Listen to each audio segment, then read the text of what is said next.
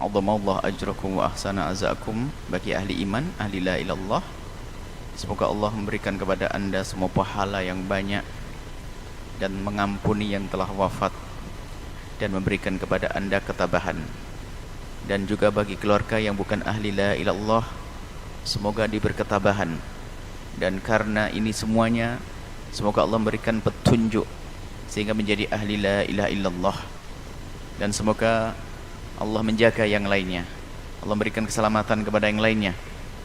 Adapun orang yang kalau betul seandainya seperti itu, pesawat hilang kemudian dicari di lain, tidak dicari, itu adalah sekedarnya.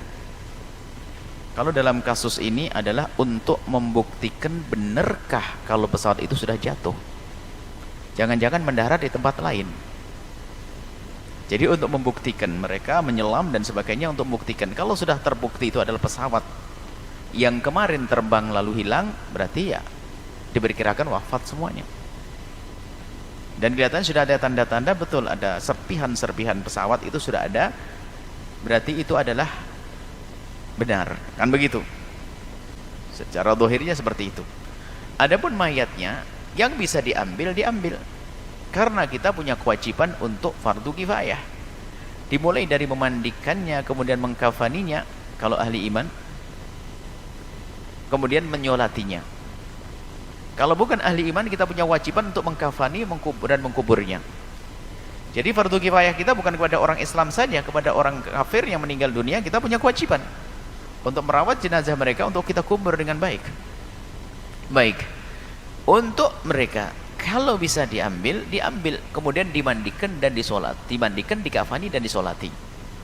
Kalau sudah tidak bisa, ya sudah, mau gimana lagi? Wong lautan itu dalam, lautan itu luas sekali.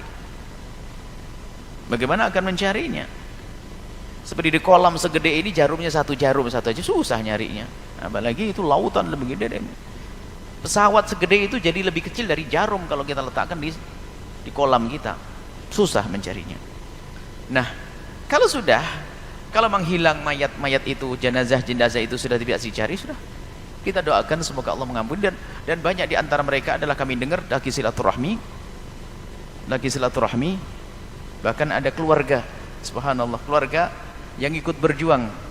Dan kita mengenal, pernah datang ke sini, salah satu dari mereka adalah berjuang untuk memberikan, punya satu perkumpulan untuk bisa memberi bantuan kepada pondok pesantren dan yang lainnya. Meninggal juga, subhanallah, keluarganya.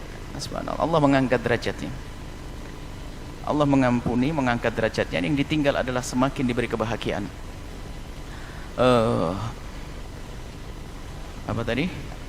Nah, tinggal didoakan. Karena tidak dimandikan, karena kita tidak pernah memandikannya, maka tidak perlu disolati.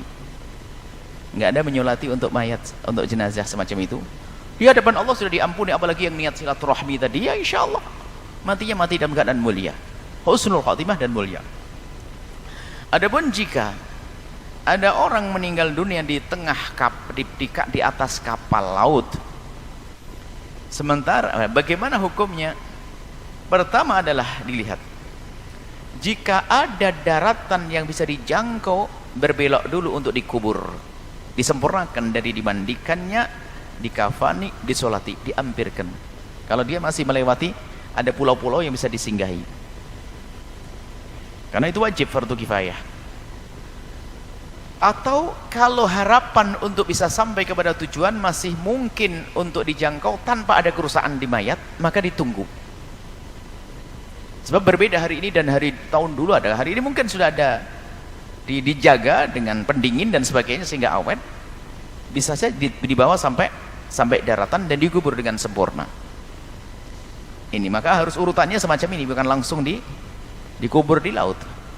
Jika ternyata pulau pun tidak bisa dijangkau karena jauh, bahkan akan di darat mungkin sampai 6 hari lagi, maka jika tidak ada harapan bisa singgah di pulau terdekat dan sampai tujuan pun juga masih lama, kalau ditunda nanti mayat keburu rusak, maka dikubur di tengah laut. Caranya, perbedaan di antara imam-imam madhab, ada perbedaan. Kalau di dalam madhab kita Imam Syafi'i itu dibuatkan papan, ditutup dengan papan yang bisa terapung.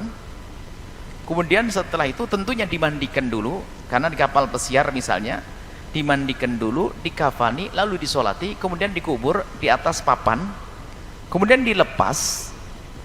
Barangkali papan itu akan dibawa ke pinggir pantai, nanti akan dikubur oleh orang yang ada di sana.